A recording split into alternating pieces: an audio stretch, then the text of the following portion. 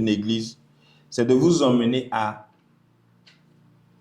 être parfait. Jusqu'où la Bible dit au verset 12, en vue de l'œuvre du ministère et de l'édification du corps de Christ. Dans la version Parole de vie, on dit, par ses dons, donc les 5 ministères, le Christ a voulu former ceux qui appartiennent à Dieu, donc nous là, dans un but. Ils peuvent ainsi accomplir leur service de chrétien pour construire le corps du Christ. Quand on dit service de chrétien, ça veut dire que le chrétien a un culte, a un ministère. Là où vous êtes, vous avez un ministère à jouer. Le ministère, ce n'est pas seulement chanter. Le ministère, ce n'est pas seulement venir à l'église. Vous avez un ministère dans le but de bâtir le corps du Christ. Donc, tout ce que vous faites doit permettre de bâtir l'église. OK? Ça va? Tout ce qu'on fait doit nous permettre de bâtir une église, de bâtir l'église, de construire l'église, de faire en sorte que l'église grandisse, de faire en sorte que l'église aille de l'avant. Donc, si je fais quelque chose qui n'emmène pas l'église à aller de l'avant, ça veut dire que je suis en train de faire autre chose que le ministère de chrétien. Je vais insister sur l'adoration.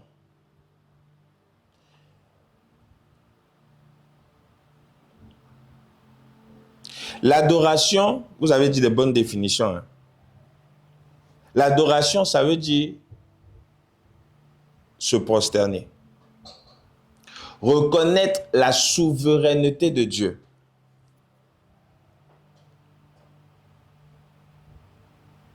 On a lu les vrais adorateurs qui adorent le Père en esprit et en vérité. L'adoration, c'est se prosterner, reconnaître la souveraineté de Dieu.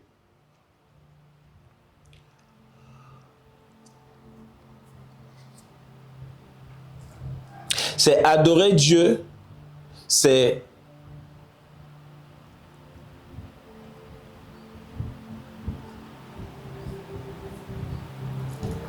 je vais dire à Dieu ou rendre grâce à Dieu pour ce qu'il est dans ta vie. Souvent quand on parle de souveraineté, la souveraineté de Dieu, c'est Dieu fait ce qu'il veut. Il n'a pas besoin de ton consentement, il fait ce qu'il veut comme il veut. Donc la souveraineté de Dieu, c'est ça, c'est que Dieu fait ce qu'il veut, il est souverain, il fait ce qu'il veut. Dans Romains 8, le verset 16, vous pouvez noter Romains 8, verset 16. Romains 8, 16.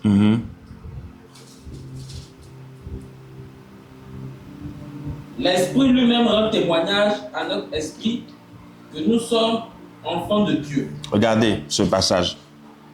L'Esprit rend témoignage à notre esprit. Il y a combien d'esprits? 2. Il y a l'esprit et il y a mon esprit. C'est-à-dire que l'esprit grand E, il rend témoignage dans mon esprit que je suis enfant de Dieu. À partir du moment où ce verset-là s'applique dans ma vie, ça veut dire que je suis arrivé à un niveau où je suis capable, je n'ai pas peur des épreuves. Parce que l'esprit rend témoignage à mon esprit que je suis enfant de Dieu.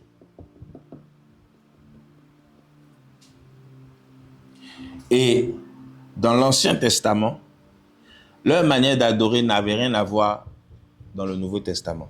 Ce n'était pas la même chose. Qui a suivi Ecodip? Tout Ecodip, vous avez suivi? Je vais survoler un peu.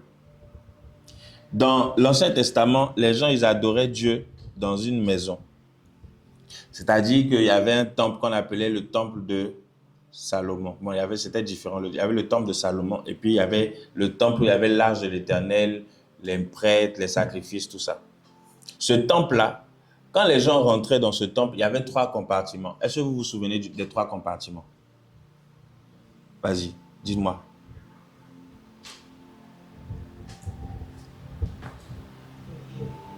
Il y a le lieu saint.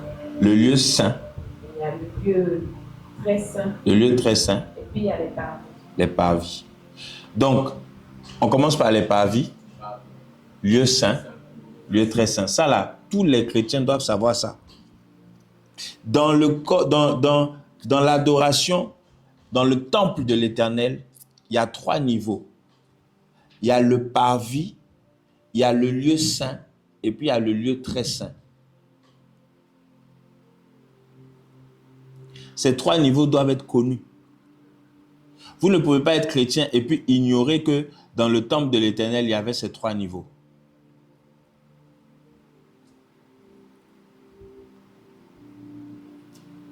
Et les 3 niveaux, c'est 3 niveaux spirituellement parlant d'adoration. L'adoration des parvis, il y a l'adoration du lieu saint, puis il y a l'adoration du lieu très saint. Ils ne faisaient pas tous la même chose. Ce qui est fait dans le parvis n'avait rien à voir avec le lieu saint, n'avait rien à voir avec le lieu très saint.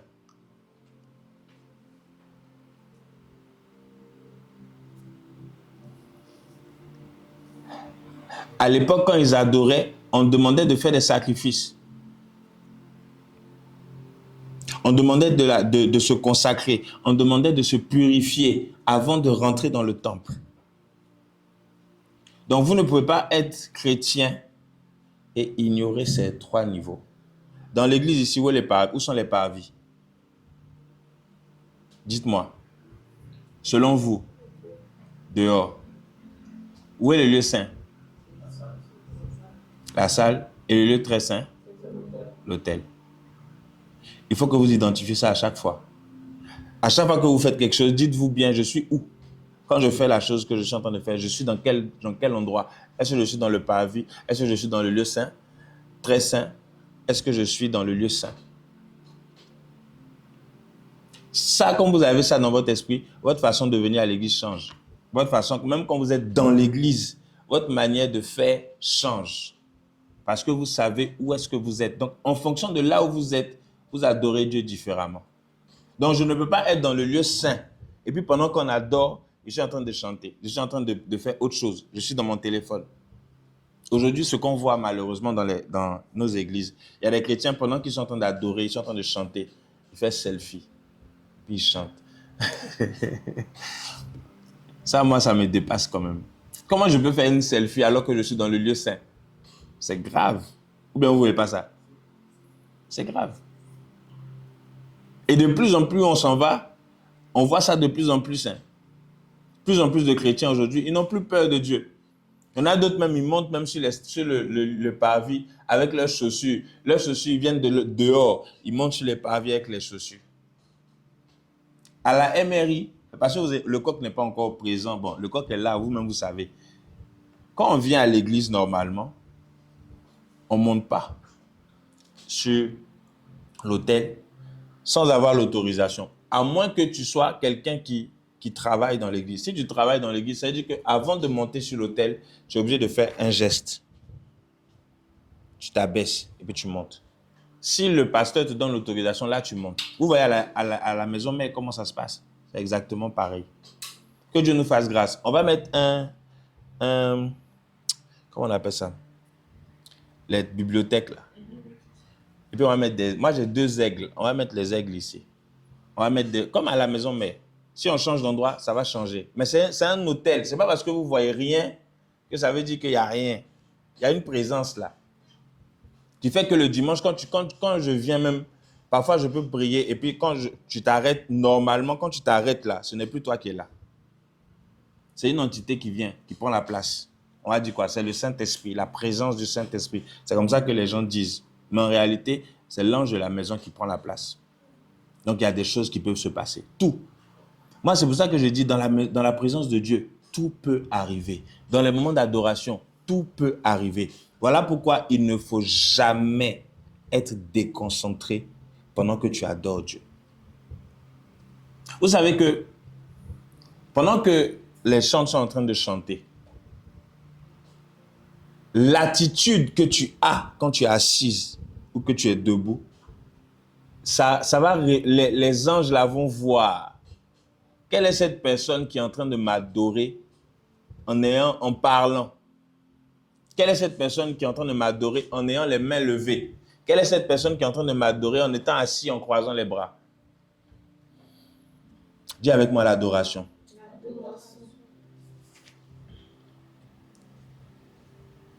Maintenant, qu'est-ce que Jésus est venu faire? Quand Jésus est venu sur la croix, il y a quelque chose qu'il a fait qui fait que toi, aujourd'hui, tu peux rentrer dans le lieu très saint. Sinon, avant, il y avait un gros rideau ici. Le rideau qui est derrière moi là, c'était là, devant. Ça veut dire vous ne pouvez pas rentrer ici. Vous ne pouvez pas me voir. Ça veut dire que moi, je rentre dans le rideau. Dans le rideau, là, il n'y a que moi et puis Dieu. Tous vos péchés, on met ça dans une bête. Ça, c'était avant Jésus. Hein. On met ça dans une bête, on égorge la bête dehors. Quand on finit d'égorger la bête dehors, on prend le sang de la bête là. On rentre dans le lieu saint. Ensuite, on va dans le lieu très saint. Et c'était que le prêtre qui faisait ça. Ça veut dire que normalement, c'était moi qui faisais ça. Et quand le prêtre rentre, si le prêtre lui-même a péché, il est tué. Dieu le tue. Et quand Jésus est venu, il y a quelque chose que Jésus a fait. Il a permis que vous-même, vous puissiez rentrer pour parler à Dieu. Amen. C'est la seule chose que Jésus a fait. Quand il a dit tout est accompli, c'est parce que le rideau est déchiré. Tu as accès au Père. Donc là où tu es, tu peux aller prier et puis Dieu va te parler. Tu peux aller prier et puis Dieu va t'écouter. Tu peux demander pardon à Dieu et puis Dieu va t'écouter. Il n'a plus besoin que tu passes par une bête pour le péché. J'insiste. Amen.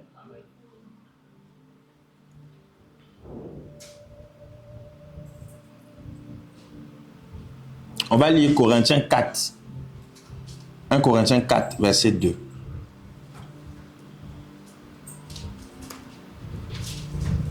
Corinthiens 4,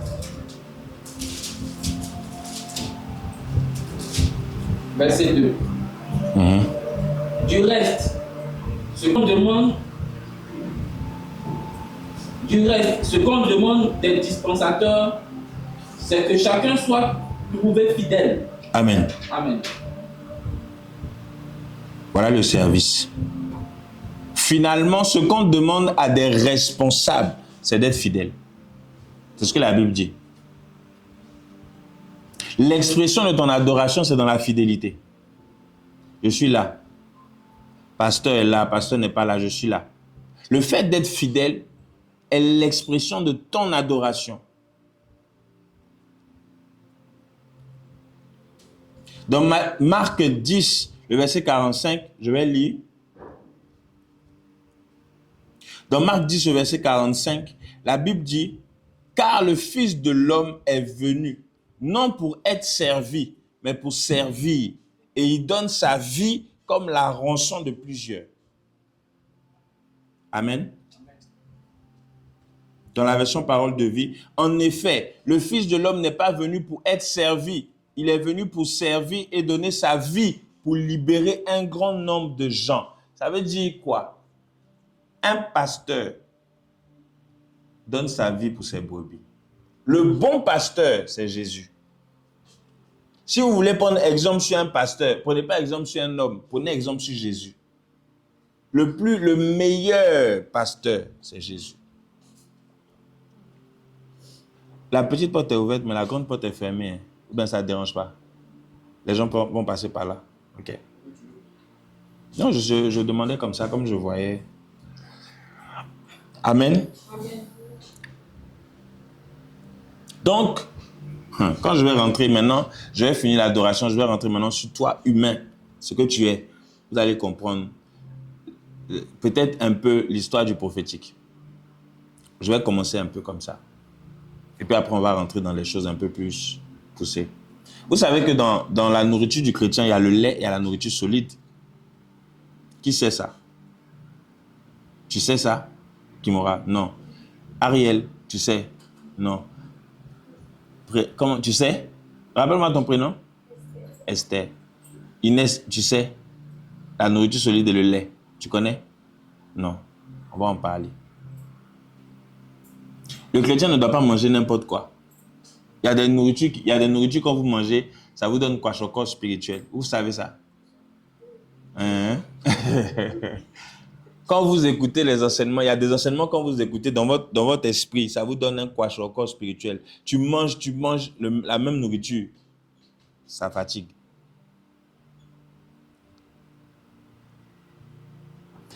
Mais par rapport à l'adoration, il y a des obstacles. Un des obstacles de l'adoration. Premier obstacle, l'idolâtrie. L'idolâtrie. C'est un des obstacles du service à Dieu, l'idolâtrie. Un premier obstacle du culte à Dieu, l'idolâtrie. Vous devez comprendre que vous ne devez pas être des idolâtres. C'est quoi un idolâtre? Lorsque quelque chose prend la place de Dieu dans ton cœur, ça devient de l'idolâtrie. Cette chose-là devient de l'idolâtrie. Et Dieu n'aime pas ceux qui sont idolâtres. Je vais vous rendre un témoignage. J'avais un frère. Bon, il est là, il est toujours là, il est toujours mon frère. J'ai un frère en Christ. Il aimait une femme. Il aimait une sœur. La sœur là, il aimait tellement la sœur qu'il pouvait louper le dimanche pour la sœur. Il pouvait louper le mercredi, parce qu'à l'époque, mercredi, on avait des formations pour la sœur. À chaque fois qu'il parle de la sœur, tu sens qu'il est, on dirait, vous savez quand on dit je suis fou d'elle. Lui-même, c'était pire même. Un moment, je lui ai dit, si tu continues comme ça, Dieu va l'enlever. Il dit non, pourquoi je dis ça? Je dis non, c'est vrai.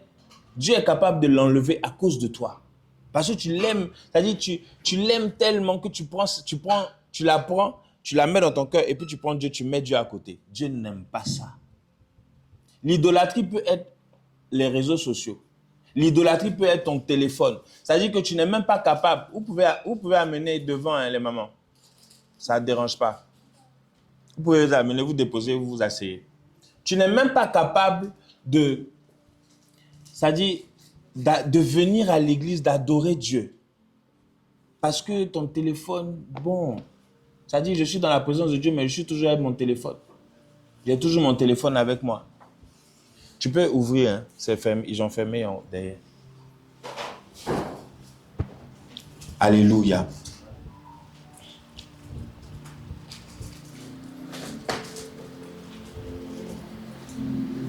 L'idolâtrie. Dans Exode 20, le verset 3.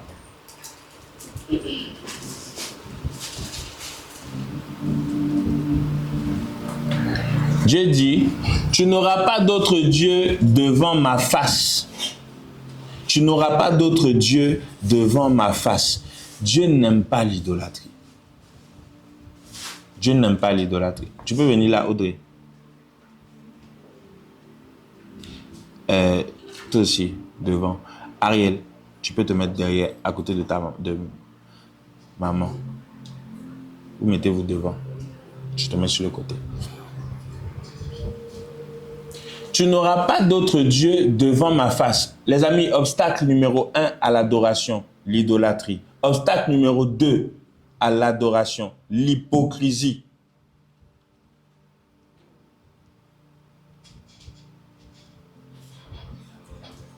Quelqu'un qui est hypocrite, voilà ce que la Bible dit.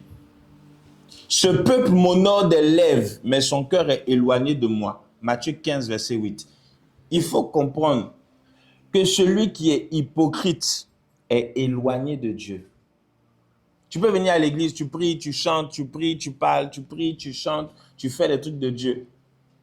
Mais dans ton cœur, il y a de l'hypocrisie. La Bible dit que ce peuple m'honore des lèvres, mais son cœur est éloigné de moi. Dis avec moi l'hypocrisie. Troisième obstacle, le péché.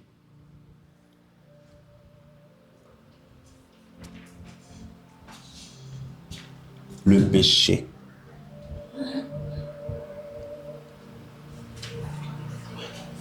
Isaïe 59, le verset 1 à 2.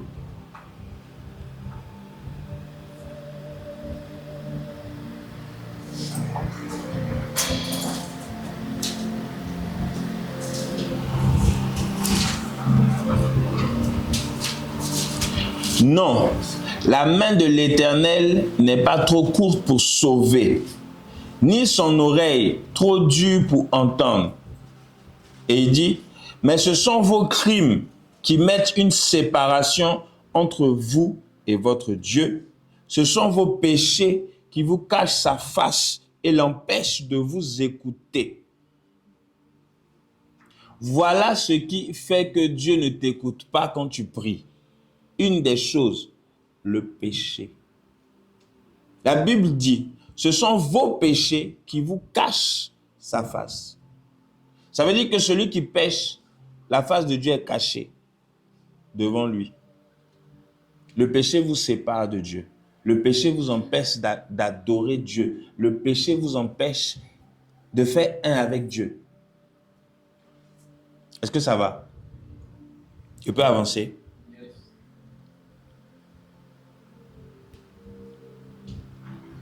Je vais finir l'adoration avec les fruits de l'esprit ou les fruits de quelqu'un qui vit une vie d'adorateur.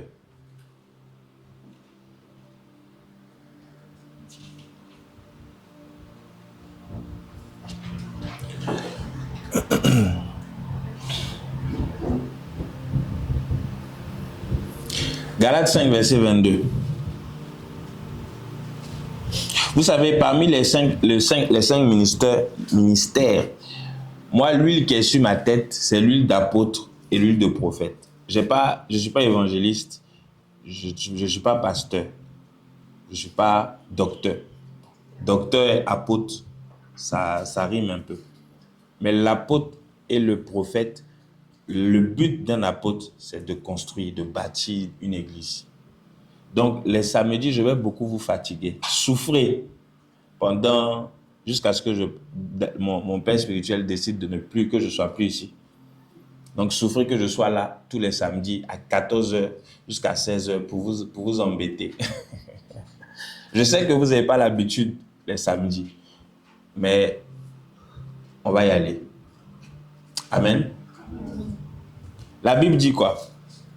Dans Galates 5, verset 22. Il dit, si tu as trouvé, je te laisse lire. Galates 5, verset 22. Mais le fruit de l'esprit, c'est l'amour. L'amour. La joie. La joie. La paix. La paix. La patience. Patience. La bonté. Bonté. La bénignité. Bénignité. La fidélité. La douceur. La douceur. La tempérance. La tempérance. Voilà les fruits de l'esprit. Il y en a 6, 7, 8. C'est 8, non? Ou 9? Ouais, il y en a 9, non? 9. Celui qui est un adorateur, un bon chrétien qui est un adorateur, il a les fruits de l'esprit en lui. Il sait se maîtriser, il ne se met pas en colère, en désordre. Il est doux, il est calme, il est posé. Il est fidèle. Dans tout, il est fidèle. Il est bon, il a un cœur bon, il n'est pas méchant. Il ne dit pas de mauvaises choses, il ne parle pas n'importe comment. Il est bon. Il est patient. Il apporte la paix. Là où il est, il apporte la paix. Il apporte la joie. Lui-même, il n'est jamais triste. Et puis, il apporte l'amour. Quelqu'un qui fait ça, c'est un adorateur. Donc, l'adoration, c'est une relation intime avec Dieu qui crée tout ça, tous les fruits de l'esprit qu'on a cités dans le cœur de quelqu'un. Un jour, on a posé la question à quelqu'un dans une église. On a demandé quel est le fruit de l'esprit. La personne a dit olive. L'olive. Est-ce que l'olive est le fruit de l'esprit? Oh non, le fruit de l'esprit, c'est l'olive. Les amis, voilà les fruits de l'esprit. Il faut les connaître en tant que chrétien. Amen. Et le culte, c'est l'expression de ton adoration. Donc, on ne peut pas séparer celui qui adore et puis celui qui fait un culte à Dieu. On ne peut pas les séparer. Normalement, c'est la même personne, c'est la même chose. Voilà l'introduction des formations qu'on va avoir. Je vous ai parlé de l'adoration, je vous ai parlé du service. Est-ce que maintenant je peux commencer? On va prendre notre premier thème de formation. L'homme et le salut. 2 points. Qui suis-je selon Dieu? L'homme et le salut. 2 points. Qui suis-je selon Dieu? L'homme avec grand H, hein, c'est-à-dire garçon comme fille.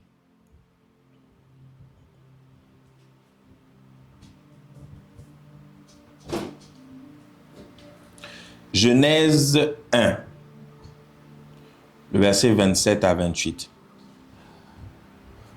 Pendant que le frère Joël trouve le passage, voici ce dont je vais parler dans ce sujet. On va peut-être pas terminer aujourd'hui, mais je vais vous expliquer. Je vais vous dire qui est l'homme grand H. Je vais vous expliquer avant Adam. Est-ce qu'il y avait des hommes sur la terre? On va voir ça dans la Bible. Que s'est-il réellement passé quand Adam a péché? Il y a eu quoi exactement? Qu'est-ce que Jésus est venu faire? On a parlé de ça un peu tout à l'heure, mais il y a autre chose que Jésus est venu faire, les amis. Quand je vais vous dire ça, vous allez attraper vos têtes. Qu'est-ce qui fait en réalité l'homme, grand H? Je vais t'expliquer aujourd'hui. Tu as trouvé? On y va. Genèse 1, 27. 27. Ok, 27. Mm-hmm. Dieu créa l'homme à son image. Mm. Il la créa à l'image de Dieu. Il créa l'homme et la femme. Dieu les bénit et Dieu leur dit: soyez féconds, multipliez, remplissez la terre et l'assujettissez, et dominez sur les poissons de la mer, sur les oiseaux du ciel, et sur tout animal qui se meut sur la terre. Et Dieu dit: voici, je vous donne tout herbe portant de la semence et qui est à la surface de toute la terre. Attends, ça là on va lire ça tout à l'heure. Juste le verset 27 et 28. Reprends. Je reprends. Oui. Dieu créa l'homme à son image. Dieu crée l'homme à son image. Il le créa à l'image de Dieu. Il créa l'homme et la femme. Verset 28. Oui. Dieu les bénit. Dieu va les bénir. Dieu leur dit: soyez féconds, multipliez, remplissez la terre et l'assujettissez. Voilà comment Dieu va créer l'homme. Ok? Dieu dit que l'homme lui ressemble. Homme grand H. Je dis homme-femme. Parce que la femme est sortie de quelqu'un qui ressemble à Dieu. Ça veut dire que la femme est comment? Elle ressemble à Dieu. On prend l'homme, on prend la femme. C'est la même chose. C'est Dieu. Donc, les attributs de Dieu sont dans l'homme. Là où toi tu es, tu as des attributs de Dieu en toi. Qu'est-ce qui fait que tu ressembles à Dieu? Tu as des yeux. Dieu a des yeux. Tu as une main. Dieu a une main. Tu as des pieds. Dieu a des pieds. Tu as un esprit en toi. L'esprit là même, je vais toucher ça après parce que lui, c'est celui qui fait qu'on arrive à aller dans vos villages, à voir des trucs, à faire des trucs, à faire des chiens, à faire des ça. L'esprit, lui, c'est vraiment, si tu arrives à connaître ton esprit, tu vas savoir que il y a des choses que tu peux faire, que les autres ne peuvent pas faire. Parfois, tu dors, tu te vois en train de voler. On dit non, à l'époque, on dit non, ça c'est un esprit de sorcellerie, non. Je vais vous expliquer que ça, très souvent, ce n'est pas l'esprit de sorcellerie.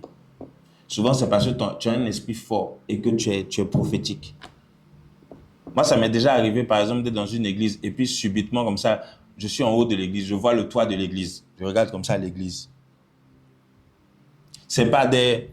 Quand tu as la connaissance de certaines choses, la chose peut se manifester en toi. Amen. Donc, Dieu crée l'homme à son image. Et Dieu va bénir l'homme. Sois fécond, multiplie, remplis la terre, assujettis, domine. Donc, à partir du moment où je manque de fécondité, je ne suis plus dans le plan de Dieu. À partir du moment où je n'arrive pas à me multiplier, je ne suis pas dans le plan de Dieu. À partir du moment où j'ai du mal à remplir la terre, je ne suis pas dans le plan de Dieu. L'assujettir, je ne suis pas dans le plan de Dieu. Dominer sur les poissons, je ne suis pas dans le plan de Dieu. Qu'est-ce qui fait qu'aujourd'hui, par exemple, un chien, quand le chien te voit, il vient sur toi. Alors qu'avant, le chien, dès qu'il voit un homme, dès qu'il voit Adam, il a peur même. Tout a été renversé. Genèse 2, verset 8. Genèse 2, 8. Mm-hmm. Puis l'Éternel Dieu planta un jardin en Éden, du côté de l'Orient. Et il y mit l'homme qu'il avait formé. La question que je vais vous poser avant qu'il continue. Quand Dieu crée la terre, est-ce que Éden existait?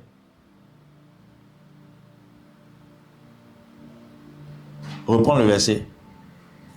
Puis l'Éternel Dieu planta un jardin en Éden. Avant ça, est-ce que la terre existait?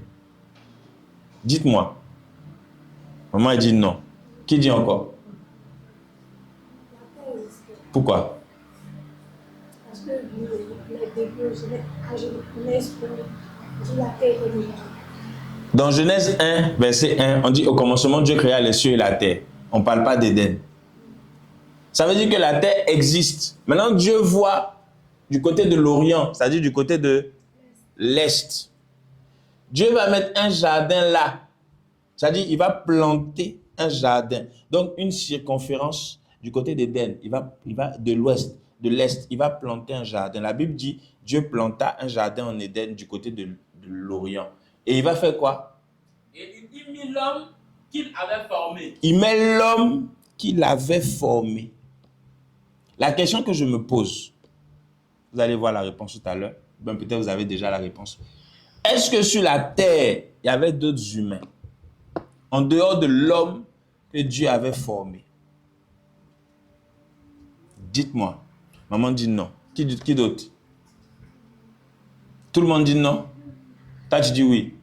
Ok, on va voter. Qui dit non? Il n'y avait pas d'homme, à part Adam. Levez la main, ne soyez pas, je ne veux pas de vote. Non, moi, je ne sais pas. Non. Tout le monde doit participer. C'est Adam et Ève, je connais, donc il n'y avait pas d'hommes. 1, 2, 3, 4, 5, 6. Qui dit qu'il y avait des hommes? 1, 2. Maman Clarisse, elle ne vote pas. Toi, tu dis quoi? Il y avait des hommes. 3. Maman Clarisse, tu dis quoi? Il y avait des hommes. On est 4. Donc, ça veut dire que tous ceux qui disent qu'il n'y avait pas d'hommes, non. Maman, vous avez dit qu'il n'y avait pas d'hommes, à part Adam et Ève. Ok, super. On va apprendre beaucoup de choses aujourd'hui. Continue, le verset 4. Le verset 9. Ok. L'Éternel Dieu fit pousser du sol des arbres de toute espèce, agréables à voir et bons à manger. Et l'arbre de la vie au milieu du jardin. Là, on est où là? Dans quel endroit? On est dans le jardin d'Éden. Dans le jardin d'Éden. Ok. Et l'arbre de la connaissance du bien et du mal. Un fleuve sortait d'Éden pour arroser le jardin. Et de là, il se divisait en 4 bras. Ok. Le nom du premier est Pichon. Ok. On va laisser les fleuves là. Va au verset 15. Au verset 15. L'Éternel Dieu prit l'homme et le plaça dans le jardin d'Éden pour le cultiver et pour le garder. Voilà la première fonction de l'homme. Adam. Cultiver, garder le jardin. Ça, c'est la fonction de l'homme. On continue. L'Éternel Dieu donna cet ordre à l'homme. Tu pourras manger de tous les arbres du jardin. Tu pourras manger tous les arbres qui sont là. Mais tu ne mangeras pas de l'arbre de la connaissance du bien et du mal. Mais ce arbre-là, tu ne vas pas manger ça. Ça, c'est l'ordonnance que Dieu donne à Adam. Oui. Car le jour où tu en mangeras, tu mourras. Le jour où tu manges, tu meurs. C'est bon? On peut continuer? Oui. Genèse 4.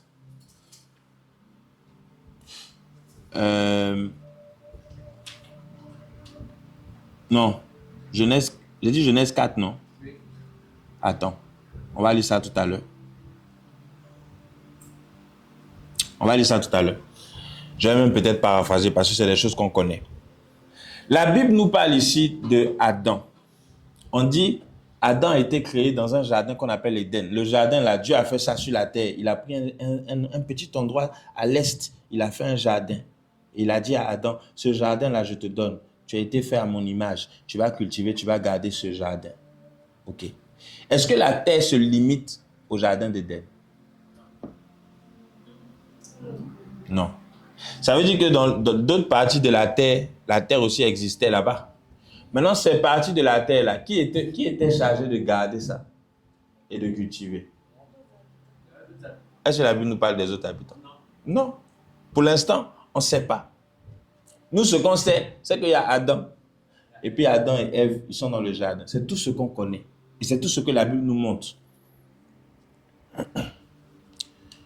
Maintenant, le verset 29, de même Genèse 1, là. Voilà ce qui va déclencher ce dont je vais vous parler. Verset 29. Et Dieu dit, voici, je vous donne toute herbe portant de la semence et qui est à la surface de toute la terre. Et tout arbre ayant en lui du fruit d'arbre et portant de la semence. Ok. Ce sera votre nourriture. Et, continue. Et à tout animal de la terre, à tout oiseau du ciel, et à tout ce qui se meurt sur la terre, ayant en soi un souffle de vie, je donne toute herbe verte pour nourriture. Voilà le début. La nourriture de l'homme. Poisson, viande, tout ça, on ne mangeait pas. Reprends le verset 29. Et Dieu dit, oui. Voici, oui. Je vous donne toute herbe. Toute herbe. Portant de la semence. Portant de la semence. C'est-à-dire tout ce qui est fruit, tout ce qui est comment on appelle ça? Végétation où il y a graines dedans. Ça sera votre nourriture. À partir du moment où vous mangez ça, vous êtes dans le chemin de Dieu. Ce que je m'apprête à vous dire, j'ai peur de votre réaction. Mais ce n'est pas grave. Vous êtes des Dolski. Amen. Amen. Tout arbre qui a de la semence sera votre nourriture. Et tout arbre ayant en lui du fruit de l'arbre et portant de sa semence, ce sera votre nourriture. Tout ce qui a graines dedans, papaye, mangue, tomate, tout ce qui est fruit, tout ce qui est épinard, tout ça, c'est la nourriture première de l'homme. Même les animaux, la nourriture première d'un animal, la Bible dit au verset 30, tout oiseau du ciel et à tout ce qui se meut sur la terre, ayant en lui un souffle de vie, je donne toute herbe verte comme nourriture. Ça veut dire que tous les animaux devaient manger l'herbe là. Mais d'où est-ce que c'est sorti? Le fait que l'animal a commencé à attaquer l'homme. La panthère a commencé à manger la biche. Le cafard ou le margouillat a commencé à manger les insectes. Les animaux se mangent entre eux. Les humains même se mangent entre eux, les sorciers. Il y a des humains même au nord du monde, il y a des humains qui sont des cannibales. Eux, ils mangent l'homme. Ils ne mangent pas autre chose que la chair humaine. Vrai comme ça. Hein. Ce n'est pas dans la sorcellerie. Hein. Eux, c'est vrai. C'est-à-dire, le monde a changé. Tout a été mélangé, tout a été inversé. Alléluia. Amen. D'où est-ce que c'est parti? Selon vous. Dis avec moi le péché. Le péché. Quand Adam et Ève ont péché, c'est là que tout a changé. Tout a changé. On a commencé, déjà même quand ils ont péché, Dieu les a chassés du jardin. Donc ils étaient sur la terre. Maintenant, je vais vous expliquer, avant de parler de vous-même, je vais vous expliquer qu'il y avait effectivement d'autres hommes sur la terre. On peut voir ça dans la Bible. Quand Caïn et Abel se sont entretués, qui connaît Caïn et Abel? C'est qui Caïn et Abel? Les enfants d'Adam et Ève. Quand Caïn et Abel vont s'entretuer, Genèse 4. Genèse 4. Verset 15. Verset 15. L'Éternel lui dit, si quelqu'un tuait Caïn, Caïn sera vengé cette fois. Va au verset 10. Et Dieu dit, qu'as-tu fait? La voix du sang de ton frère crie de la terre jusqu'à moi. Vous connaissez ce passage, non? Quand Caïn et Abel se sont battus, l'autre a tué son frère. Caïn a tué Abel. Il n'a rien dit. Il pensait que Dieu n'avait pas vu. Dieu apparaît, Dieu lui dit, mais qu'est-ce que tu as fait? La voix du sang de ton frère crie de la terre jusqu'à moi. Ça, je vais venir dessus tout à l'heure. Quand la voix crie, Dieu commence à dire quoi? Vas-y, continue. Maintenant, tu seras maudit de la terre. Tu vas être maudit. Tu as tué ton frère, tu vas être maudit de cette terre-là que où tu as tué ton frère, où son sang a coulé. Continue. Maintenant, tu seras maudit de la terre qui a ouvert sa bouche pour recevoir de ta main le sang de ton frère. Tant tu cultiveras le sol, il ne te donnera plus sa richesse. À chaque fois que quelqu'un pêche, Dieu lui donne une sentence. À chaque fois, quand Adam et Ève ont péché, la sentence de Ève, c'était quoi? Ça veut dire que la femme ne devait pas accoucher avec difficulté. Avant. Le péché, voilà ce que ça a généré. Chez Adam, c'était quoi? Il travaillera à la sueur de son front. Voilà ce qui a généré. Normalement, l'homme ne devait pas travailler. La femme ne devait pas avoir de douleur. Tout devait arriver tranquillement. Mais parce qu'ils ont péché, tout a été inversé. Une chose qui a été inversée, c'est le meurtre. Les gens ont commencé à se détester. Caïn a tué son frère. Quand Caïn tue son frère, Dieu le chasse. Quand Dieu le chasse, Dieu dit quoi? Verset 16.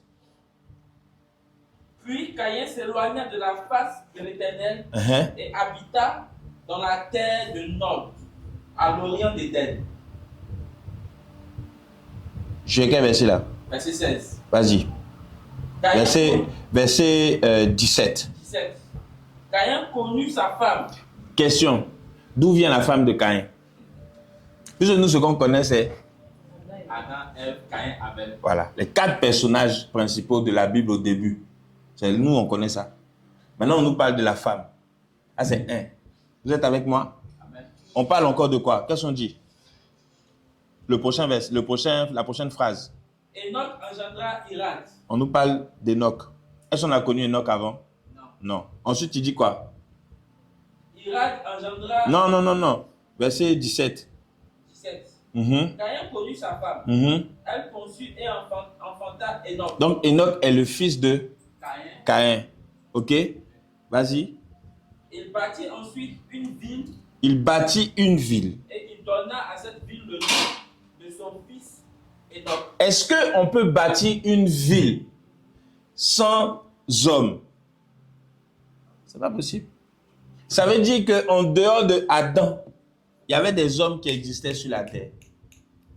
Qui les a créés? Je peux vous répondre directement. C'est la terre.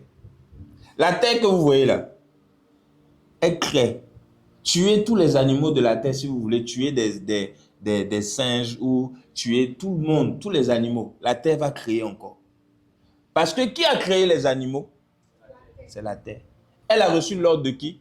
De Dieu. Ça veut dire que là où elle est, la terre que vous voyez là, elle est dangereuse. La terre crée. Les eaux créent.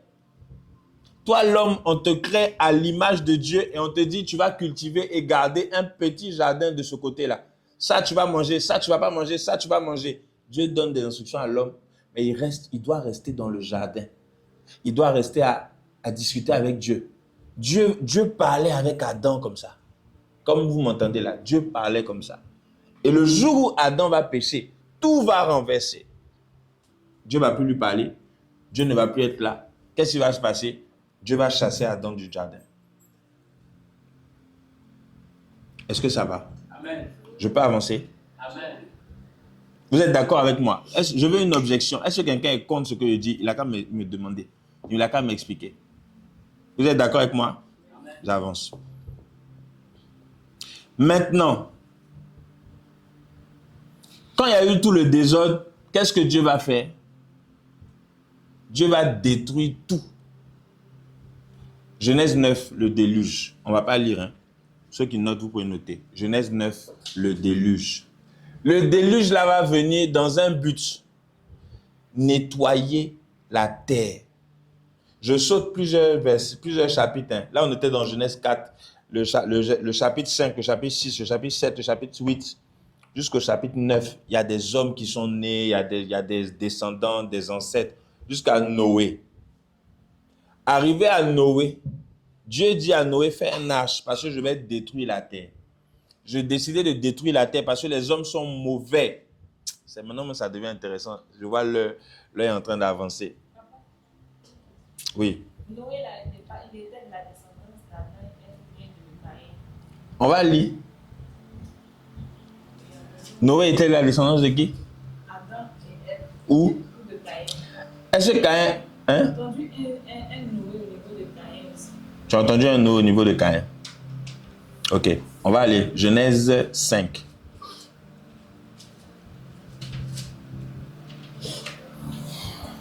Genèse 5, tu prends le verset 1, tu descends jusqu'à ce que tu tombes sur Noé. Ok.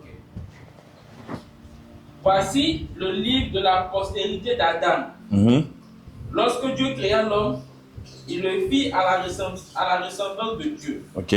Il créa l'homme et la femme. Ok. Il les bénit et il les appela du nom de l'homme lorsqu'il fut créé. Adam, âgé de 130 ans, engendra un fils à sa ressemblance, selon son image, et il lui donna le nom de Seth. Donc, il y avait Caïn, Abel, voilà un troisième, Seth. Seth. On continue. Les jours d'Adam, après la naissance de Seth, furent de 800 ans. Voilà comment les hommes vivaient, jusqu'à 800 ans. Nous, aujourd'hui, à 70 ans, la personne est morte. À 80 ans, la personne... Tout ça, c'est le péché qui a fait tout ça, que les gens meurent prématurément. Je vais vous expliquer quelque chose. Allons, vas-y, continue. Et il engendra des fils et des filles. Oui, verset 5.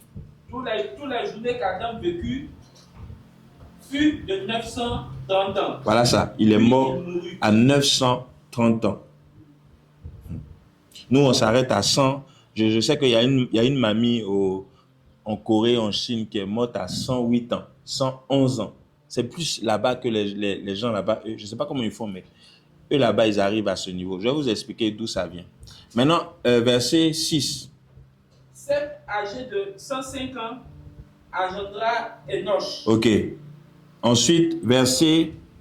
Continue, hein, mais rapidement. Ok, Seth vécut après la naissance d'Enoch 807 ans. Le fils de Noé, d'Adam, il est mort à 807 ans. Et il engendra des fils et des filles. Tous les jours de Seth furent de 912 ans. Puis il mourut. Il est mort. Enoch, âgé de 90 ans, engendra Kénan. Enoch vécut après la naissance de Kénan 815 ans. 815 ans, mon Dieu. Et il engendra les fils et des filles. Ok, maintenant... Le jour d'Enoch fut de 905 ans. 905 ans. Puis il mourut. Maintenant, descend jusqu'au verset 29, verset 27. Tous les jours de Méthusela fut de 960 ans, puis il mourut. Okay. Lémec, âgé de 182 ans, engendra un fils. Il lui donna le nom de Noé. C'est bon? Voilà où Noé est. Donc Noé est descendant de Seth. Après Noé, il y a eu Abraham et les autres que vous connaissez. Donc vous devez comprendre que en dehors de Caïn et Abel, il y avait Seth. Seth, le troisième fils de Noé, de Adam et Ève. Seth là, il a engendré plusieurs enfants ça arrivé jusqu'à Noé. Maintenant le Noé là, c'est lui là que Dieu va dire maintenant au verset, dans Genèse 7, verset 1. L'Éternel dit à Noé, entre dans l'arche toi et toute ta maison, car je t'ai vu juste devant moi parmi cette génération. C'est à partir de là que Dieu va décider de tuer, de nettoyer la terre. 40 jours, 40 nuits, il va pleuvoir, jusqu'à l'eau va monter, tout va être détruit. Animaux, tout ce qui n'était pas dans l'arche, tout est détruit. Quand tout va être détruit, l'arche va arriver à un sommet qu'on appelle le mont Ararat. Si tu trouves le verset, le mont Ararat, c'est un sommet qui se trouve en Turquie. Une montagne haute comme ça. Donc, l'arche là, après la pluie, va venir se poser sur le mont Ararat. Ah, tu dois chercher ton téléphone. Non, remets la musique. Ça m'inspire. Je vais trouver, t'inquiète. Donc, l'arche se met sur le mont Ararat comme ça. Noé sort, il ouvre la fenêtre. Vous savez que dans le bateau de Noé, il y avait tous les animaux. Mâle, femelle, voilà. Dieu avait dit ça. Maintenant, il ouvre la fenêtre, il fait sortir un corbeau. Le corbeau va, il revient. Noé comprend qu'il y a de l'eau encore sur la terre. L'autre jour, il fait sortir une colombe. La colombe va et revient. L'autre jour encore, il fait sortir une colombe. La colombe va et puis elle ramène des olives, une graine d'olivier. La colombe revient. Ma question que je vais vous poser avant que j'avance, ce n'était pas prévu, mais je vous la pose quand même. Ce que la colombe a, vous savez ça, non, que la colombe a ramené une branche d'olivier dans l'arche de Noé. Ça veut dire qu'à ce moment-là, toute la terre qui a été détruite par la pluie, là, il a commencé à avoir un arbre qui a poussé avec branche d'olivier. L'arbre là venait d'où? Puisqu'il n'y avait pas d'homme pour arroser, parce qu'il faut arroser à chaque fois pour que la plante pousse. L'arbre là venait d'où? Je vous pose la question. Tu as trouvé? Vas-y. Genèse 8, Oui. Verset. verset 4. Mhm. Bon, je vais commencer à partir du premier verset. Vas-y. Si. Dieu se souvint de Noé, de tous les animaux et de tous les bétails qui étaient avec lui dans l'arche. Et Dieu fit passer un vent sur la terre et les eaux s'apaisaient. Les sources de l'abîme et les écluses des cieux furent fermées et la pluie ne tomba plus du ciel. Les eaux se retirèrent du dessus de la terre, s'en allant et s'éloignant, et les eaux diminuèrent au bout de 150 jours. 150 jours. Le 7 Attends. C'est pas choquant ça. 150 jours. C'est-à-dire qu'il a plu 40 jours. Après, il y a eu 150 jours où Noé a attendu dans l'arche que l'eau diminue avant de sortir. Et puis la Bible dit que Dieu va faire souffler un vent pour que l'eau parte. Et puis quand il va sortir la colombe va aller, elle va prendre branche d'olivier, elle va ramener à Noé. C'est là que Noé va savoir que il n'y a plus d'eau sur la terre, on peut sortir. Il fait sortir tout le monde. Quand il fait sortir tout le monde, les animaux s'en vont, chacun fait pour lui. Maintenant, la création commence à reprendre vie. Les amis, le Dieu qu'on adore là, ce n'est pas un petit Dieu. On l'a diminué. Sinon, c'est pas... Dieu, il a des stratégies, vous ne pouvez pas imaginer. 150 jours, il y a l'eau sur la terre. Je vous dis, il y a l'eau jusqu'à... Imaginez qu'il pleut et puis l'eau va jusqu'au toit de l'église. Ça veut dire que la basilique que vous voyez là, imaginez, il pleut, jusqu'à l'eau va jusqu'en haut.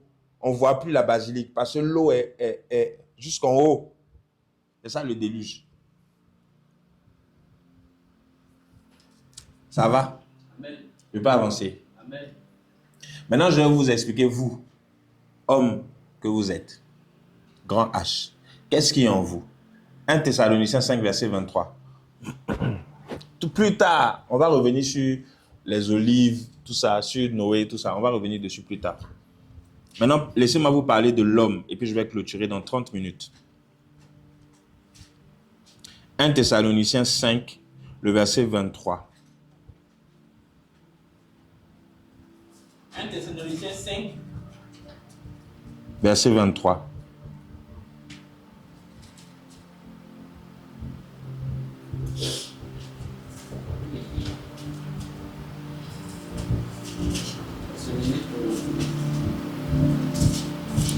Je lis. Ok.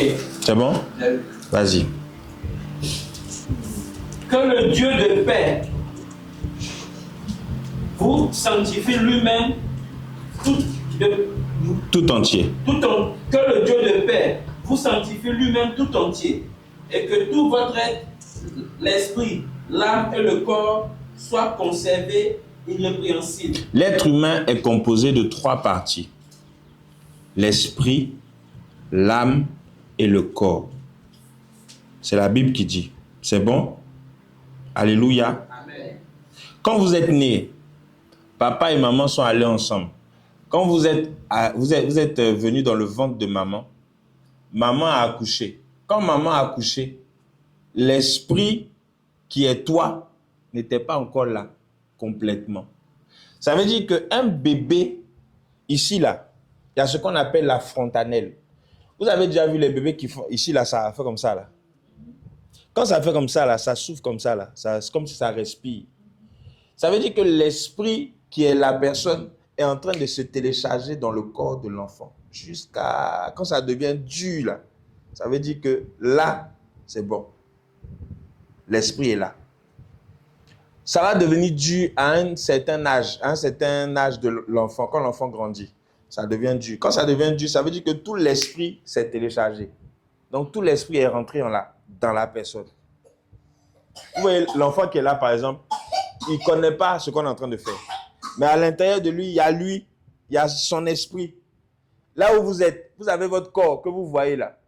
Mais la partie qui est la plus importante, c'est votre esprit. Maintenant, l'esprit là, il est collé avec l'âme. Si j'avais un tableau, j'allais bien expliquer. Je peux avoir 4 personnes. Les enfants, venez 4. Je vais expliquer quelque chose. Je veux 4 enfants. Venez. Vous 4. Venez par ici. Vous pouvez monter. Je vous explique quelque chose. C'est bien. En plus, vous avez tous la même taille, à peu près. Viens au milieu. Voilà. Toi, décale un peu comme ça. Voilà. Toi, décale un peu. Voilà. Esprit. Non, ça c'est le corps. L'esprit est trop haut. Esprit, âme. Et puis corps. Tu peux tourner la caméra. Retenez, hein. Esprit, âme et puis corps. Voici où ça commence. Quand vous êtes bébé, que l'esprit se télécharge là. Voilà l'esprit. Il va rentrer dans le corps. Et dans le même corps là, il y a l'âme. Viens devant eux. Il y a l'âme, l'esprit. Donc le corps est là. L'esprit là se télécharge. Quand il se télécharge, c'est fini. Sa fontanelle est fermée. Ça veut dire que la personne est complète. Maintenant, son âme là, il y a une partie qu'on appelle, d'abord je vais vous dire, maintenant quand la personne grandit et puis qu'elle meurt, il y a une partie de tout son corps là qui va chez Dieu. La partie qui va chez Dieu là, c'est lui. Esprit. Il va chez Dieu. Vous avez suivi, non? Cette partie là, qui s'est téléchargée, elle est venue d'où? De Dieu. Donc cette partie là est rentrée. Donc dès que la personne meurt, cette partie là, ça appartient à Dieu. Ça s'en va chez Dieu. Maintenant, il y a une partie qui va aller où ça? Dans un endroit. Elle va attendre qu'on la juge avant de décider si elle va chez Dieu ou si elle va chez Satan. C'est cette partie-là, de l'âme. La Bible dit quoi par rapport à l'âme? L'âme, c'est le sang. Vous êtes d'accord? Lévitique 17, 14. L'âme, c'est le sang. Ça veut dire que son sang, qui est visible dans son corps, le liquide rouge là, il est là. Maintenant, il y a une partie de l'âme là. C'est là, la plus dangereuse. C'est cette partie-là. Tout ce que tu fais est enregistré ici. Tout ce que tu as fait sur la terre jusqu'à ce que tu meurs est enregistré ici. Le sang, lui, il va partir le corps. Quand on met ça dans le cercueil, c'est fini. La personne elle meurt, ça devient poussière. Son corps, son sang aussi devient poussière. Mais cette partie-là, elle va aller se mettre dans un endroit qu'on appelle le séjour des... Et puis la partie-là va attendre que la trompette sonne. Quand la trompette va sonner, cette partie-là maintenant, on va l'appeler. Devant tous les tribunaux, il y a Satan, il y a Dieu, le trône. Tout ce que je vous dis là, c'est écrit dans la Bible, on va lire ça. Il y a Satan, il y a Dieu. Et puis maintenant, ils vont juger. Donc, revenez devant. Ça veut dire que la partie la plus importante dans ton corps, c'est l'âme. Ce qui entre, ce qui sort, ce que tu fais est enregistré ici. C'est pour ça qu'on dit que les rapports sexuels hors mariage, là, c'est pas bon. Pourquoi? Parce que vous n'êtes pas bénis par Dieu. Il y a des échanges d'esprit. Quand il y a un rapport hors mariage, il y a échange d'esprit. Bien qu'on peut chuter, il n'y a pas de souci. Mais je dois me repentir et puis je continue le chemin. Mais l'âme, là où Dieu nous parle, nous les prophètes, c'est ici. Il utilise ça, son esprit, et puis il nous parle. Ce qui fait qu'on peut voyager, aller dans votre village, c'est ici. Ce qui fait que cet esprit-là doit grandir avec lui. Mais si cet esprit-là grandit avec lui, ça veut dire qu'il sera proche de la terre. Donc quand tu aimes trop les choses de la terre, que tu manges, tu ne jeûnes pas, tu ne pries pas, tu ne lis pas la Bible, tu seras plus ici. Mais quand tu jeûnes, que tu fais grandir ton esprit, tu es là. Et quand tu es là, tu commences maintenant à voir la vie des gens, à faire des bons choix, à ne pas faire, à avoir le discernement. Vous comprenez, non? Donc, esprit, grand E. Quand vous voyez dans la Bible, l'esprit de Dieu, c'est cette partie. Elle est dans le corps, mais elle appartient à Dieu. Donc, tous les êtres humains n'ont pas ont cette partie-là, mais n'ont pas le Saint-Esprit. Non, je reprends. Tous les êtres humains ont cette partie-là.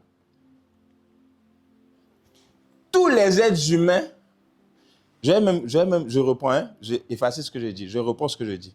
Tous les êtres humains ont un esprit en eux. Ça. Cet esprit-là, quand ils sont païens, l'esprit-là ne quitte pas. C'est un esprit, c'est comme une entité qui appartient à Dieu, mais qui est dans la vie des humains, qui leur fait réfléchir, qui leur fait faire des choses. Cette partie-là, elle ne quitte pas l'humain. Elle quitte l'humain quand l'humain meurt. Elle retourne chez Dieu. Maintenant, cette partie-là, c'est elle. Quand elle ne connaît pas le Saint-Esprit, elle ne connaît pas Dieu, elle ne connaît pas Dieu, elle vit dans le monde. Cette partie-là, elle est éloignée de Dieu. Quand Adam a péché, Dieu a dit à Adam quoi? Si tu manges le fruit, tu vas faire quoi? Tu vas mourir. Dieu parlait de quelle mort? Le fait que ça ne soit plus ensemble. Ça dit que l'esprit de Dieu et puis l'esprit d'Adam ne fait plus un. La mort spirituelle. Donc lui, il est séparé. Tu vis seul. Tous ceux qui sont païens, qui ne connaissent pas Dieu, ils vivent comme ça. Malgré que lui, là, il est là, hein, mais ils vivent comme ça. Poussez-vous un peu là. Donc, ils sont plus proches de la terre que de Dieu. Quand ils acceptent Jésus, ça équilibre. Et puis quand ça équilibre, maintenant, les quatre marchent ensemble. Est-ce que vous avez compris? On peut acclamer le Seigneur. Donc, l'âme, là, ne jouez pas avec votre âme, les amis. Moi, c'est pour ça que les histoires de transfusion sanguine, on dit non, la personne a un manque de sang, il faut donner ton sang pour... Moi, je ne donne pas. Viens, je vais prier pour toi, Dieu va ajouter le sang. Mais je ne donne pas mon sang. Si ce n'est pas ma femme ou mon enfant, je ne donne pas de sang. Vous savez pourquoi? Je vous donne un témoignage. Il y a une sœur. Elle est avec son mari. Elle aime aller avec son mari. Quand elle va avec son mari tout le temps, elle n'est jamais satisfaite. À chaque fois, le mari a fini. Il faut encore 10 rounds. On continue. Le mari est épuisé. À un moment donné, il lui dit qu'il est fatigué. Quand il lui dit ça, maintenant, la femme, elle va... Bon, il y a des enfants. Je vais parler en code. Bon, aujourd'hui, là même, tout le monde n'est plus enfant. Les gens, elle va à la douche. Le mari, maintenant, dit, bon, je suis fatigué, ma femme fait quoi à la douche? Il va à la douche, elle est en train de ce truc. Vous comprenez, non? Maintenant, la femme, là, rencontre Daddy. Il rencontre le vieux. Quand il rencontre Daddy, Daddy, maintenant, discerne qu'elle a un sang d'une prostituée. Ça dit qu'elle était malade. On lui a fait transfusion sanguine. Dans le sanguine, là, c'était sang de prostituée, on a mis dans son corps. Donc, l'envie ne part pas. L'envie ne part jamais. L'envie ne part jamais. C'est comme ça que cette femme-là a souffert. Vous comprenez? C'est pour ça que moi, je n'aime pas tout ce qui est transfusion sanguine. Je ne peux pas accepter ça. Dire que je vais donner mon sang pour que elle aille mieux. Ou pour que, non, viens, je vais prier pour toi. Dieu va faire grâce, tu vas avoir ton sang. Mais si c'est quelqu'un de ma famille, ok, ma femme, ok, mon enfant, ok, mais quelqu'un que je ne connais pas, je ne peux pas lui donner mon sang. Ou je ne peux pas accepter le sang de quelqu'un que je ne connais pas. C'est pour ça que même si vous êtes dans un état où vous avez quand même besoin de sang, il faut prier, les amis. Il faut prier que le sang qu'on vous donne là ne soit pas un sang pollué. Voilà la sœur, elle a souffert dans son foyer. Le mari même dit non, mais ce n'est pas possible. Je vais avec toi, on est fatigué, mais tu veux encore, pourtant je suis fatigué. Elle est jamais rassasiée parce que elle avait le sang d'une prostituée en elle. Dis avec moi l'âme.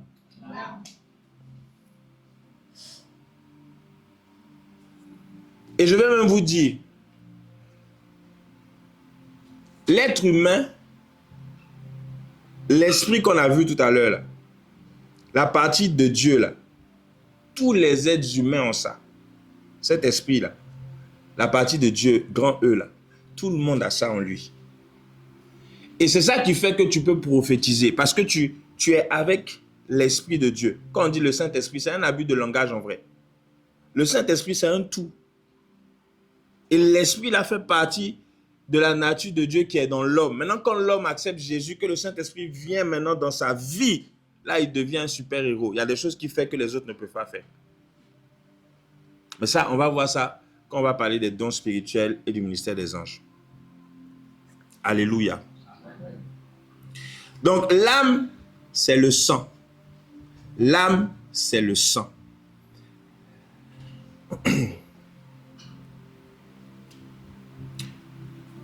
Oh, il y a un passage qu'on devait lire. Je vais paraphraser. Comme le temps est avancé, peut-être samedi prochain, on va lire ça. Je vais paraphraser. Un jour, on amène à Élisée un enfant. Il va chez une femme qu'on appelle la veuve de Sarepta. Est-ce que c'était la veuve? C'est pas la veuve. La femme stérile, là. J'ai oublié son nom. Il arrive chez la femme. Elle n'a pas d'enfant. Le prophète prophétise. Elle a eu un enfant. L'enfant meurt. Pendant que Élisée est là, l'enfant meurt. Quand l'enfant meurt, vous savez ce qui se passe? La femme prend l'enfant, elle va voir l'homme de Dieu. Qu'est-ce que je t'ai fait? Pourquoi l'enfant est mort? Tu m'as donné un enfant, l'enfant est mort, pourquoi? Élisée prend l'enfant, il monte là où il dort, il met l'enfant sur son lit et puis il se couche sur l'enfant. Vous connaissez ça, non? Il a mis sa bouche sur sa bouche, ses mains sur ses mains et puis il dit à Dieu que l'âme de cet enfant revienne au-dedans de lui. Les quatre, venez. J'ai oublié d'expliquer cette partie, pardonnez. C'est trop important. Vous devez comprendre ça. C'est 1 Roi 17, pour ceux qui prennent note, c'est 1 Roi 17, verset 17 à 24. Mettez-vous comme vous étiez tout à l'heure. Voilà. Quand le bébé est mort, voici la partie qui est partie chez Dieu, que l'homme de Dieu a dit, Seigneur, que l'âme de cet enfant revienne au-dedans de lui. C'est cette partie-là. Quand l'enfant meurt, cette partie-là s'en va. En fait, il faut que vous compreniez que quand quelqu'un meurt tout de suite, il s'en va. Cette partie-là peut errer encore sur la terre pendant au moins, 3 jours. Pendant 3 jours, vous pouvez encore amener quelqu'un à ressusciter. C'est-à-dire que si quelqu'un meurt devant vous, vous êtes chrétien, comment on dit ça? Le jour où il est mort là, les quelques minutes, dès qu'il meurt comme ça, quelques minutes, vous pouvez encore appeler l'esprit pour que l'esprit revienne. C'est comme ça que les gens font des résurrections. Mais quand la personne est morte, cet esprit-là, il s'en va. Donc le prophète dit à Dieu, Seigneur, que l'âme de cet enfant revienne au-dedans de lui. C'est cette partie de l'âme que le prophète appelait. Puisque le sang, il est dans le corps. Vous comprenez, non? Donc c'est cette partie-là. C'est cette partie-là qu'on peut appeler. Quand, par exemple, vous priez, ou bien vous dormez et puis vous vous voyez. C'est cette partie-là que vous voyez. C'est cette partie-là qui peut faire l'ange gardien, votre ange que vous voyez, quand vous vous voyez dans votre rêve. C'est cette partie-là. L'ange gardien, il prend souvent cette forme. Mais c'est la même personne. Souvent, même quand il est avec lui, ils font des choses extraordinaires. Comme Miracle Money que papa a fait la dernière fois là. C'est parce qu'ils sont un. Quand vous arrivez à être un et que vous grandissez avec l'esprit, vous arrivez à faire des choses que les autres ne peuvent pas faire. Guérir les malades, prier pour les gens, tu vois dans la vie des gens, tu fais des trucs, tu fais des choses que les gens naturellement ne peuvent pas faire. C'est quand ils sont un. Donc j'insiste les amis. La partie la plus importante dans votre vie, c'est votre âme. Votre sang Ne donnez pas votre sang à n'importe qui. Et ne permettez pas à n'importe qui de toucher à votre sang. Cette partie-là, de l'âme-là, c'est elle qui va être jugée. Quand nous tous, on va aller devant le trône de Dieu, des choses que tu as faites, des choses que tu n'as pas faites, ça va venir d'ici. Vous comprenez, non? Tout est enregistré. Donc, quand quelqu'un meurt, il ne s'en va pas tout de suite au ciel. Hein. Il s'en va dans un endroit. Vous connaissez l'histoire du jeune homme riche et du pauvre Lazare? On va la lire. Soyez bénis. Vous pouvez vous asseoir.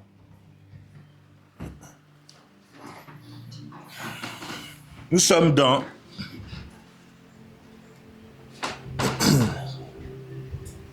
Luc 16, versets 19 à 31.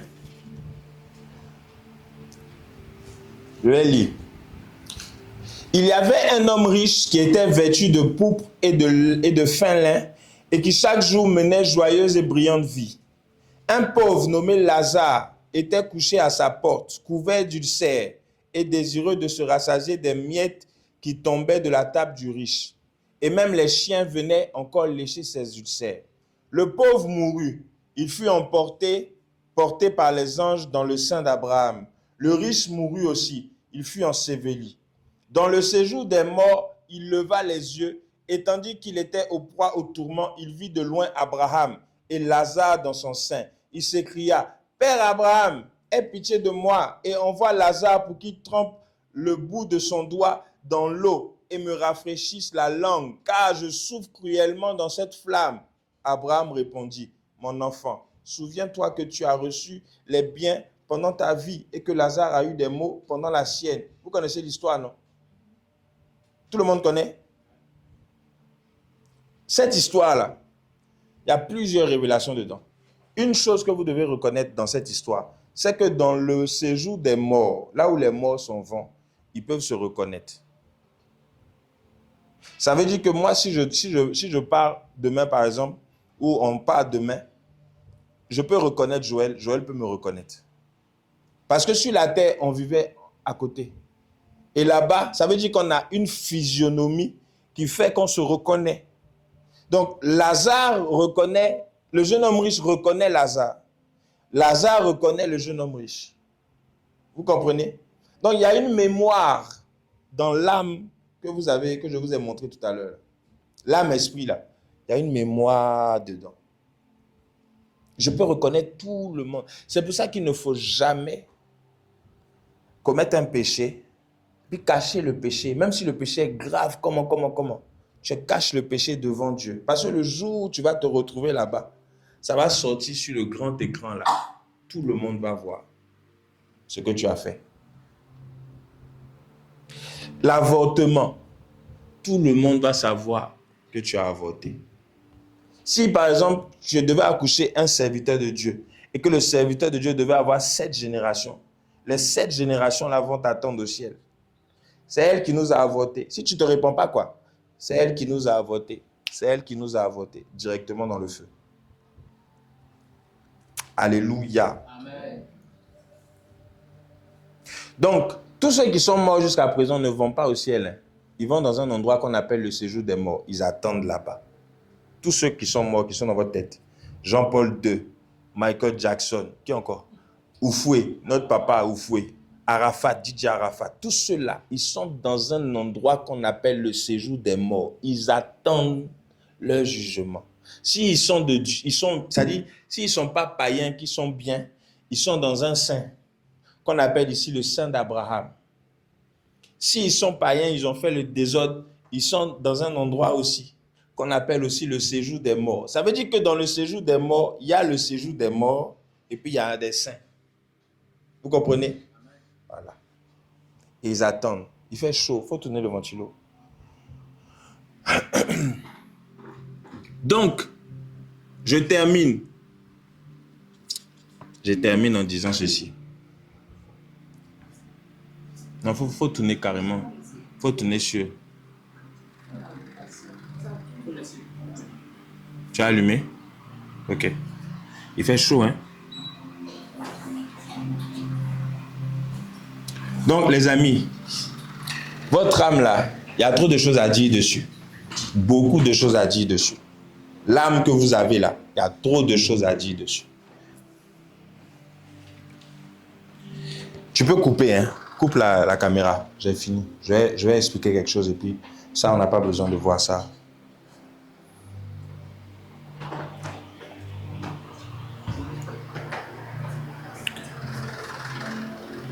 Qui a été